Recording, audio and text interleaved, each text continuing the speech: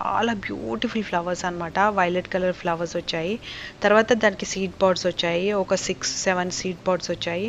అవి ఉంటాయో ఉండవో అనుకున్నాను, బట్ ఎండిపోయాయి. ఎండిపోయిన కొద్దీ నేను నెగ్లెక్ట్ చేస్తున్నాను, బట్ సంహౌ అది కట్ చేశాను. కట్ చేసిన తర్వాత సీడ్స్ తీస్తే ఇన్ని సీడ్స్ వచ్చాయి. నాకే ఆశ్చర్యం వేస్తుంది అసలు.